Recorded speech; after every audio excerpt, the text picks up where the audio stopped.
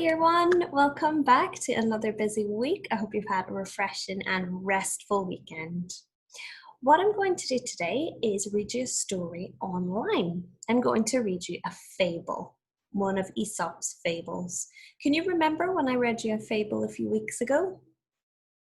A fable is a special kind of story that's got a message or a moral.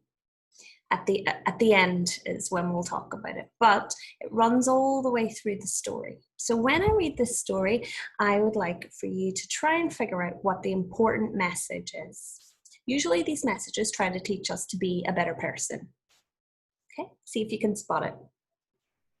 Okay, you should now see me in the corner of your screen. I'm going to read you this story called The North Wind and the Sun. The North Wind and the Sun had a quarrel, or an argument, about which of them was the stronger. While they were disputing with much heat and bluster, a traveller passed along the road wrapped in a cloak. You can see the traveller right here. "Let us agree," said the Sun, "that he is the stronger who can strip that traveller of his cloak." So the Sun has decided, the Sun and the North Wind are arguing about who is the strongest between the two. And the Sun has made a suggestion that the one who can get the traveller to take off his cloak is the strongest. "Very well," growled the North Wind, and at once sent a cold and howling blast against the traveller.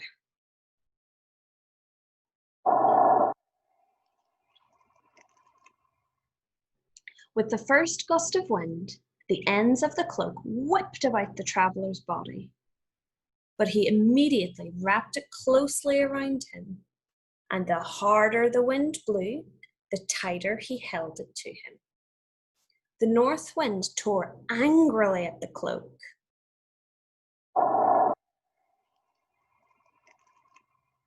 But all his efforts were in vain. Now, I think that phrase, "in vain," came up in the last fable that I read. And what it means is that all of the North Wind's efforts were for nothing.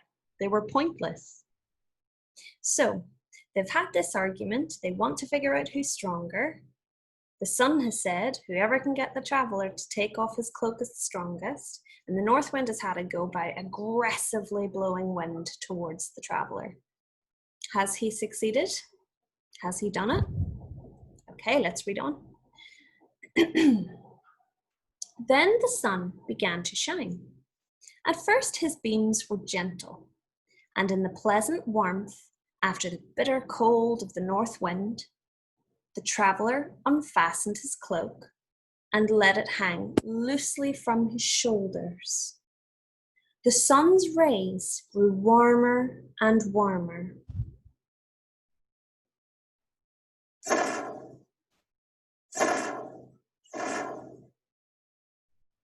The man took off his cap and mopped his brow. At last he became so heated that he pulled off his cloak, and to escape the blazing sunshine, threw himself down in the welcome shade of a tree by the roadside. Okay, so who won, the North Wind or the Sun? Who got the traveller to take off his cloak?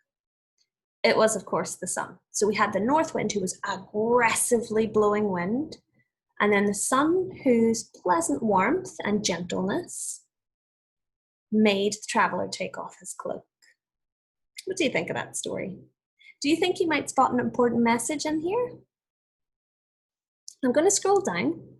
Now, the messages for these stories are often quite wordy. They've got quite complex or complicated words in them. This moral is gentleness and kind persuasion win, where force and bluster fail.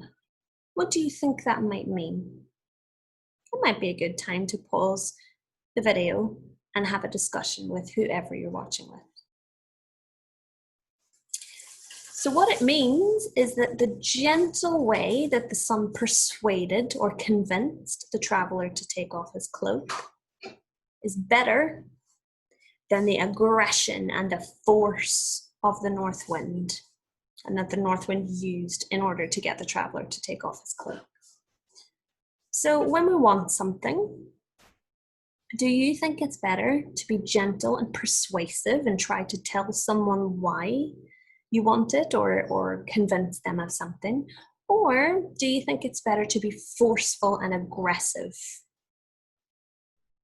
Personally, I think that it's better to be gentle and kindly persuasive, just like the sun was. He didn't do anything through sheer force.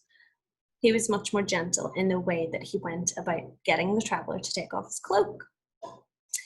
So, I hope you enjoyed that story today. I hope to see you on my screen very soon, and I'll have more lovely stories and bits and pieces to tell you about this week. Have a lovely rest of your day. Take care. Bye.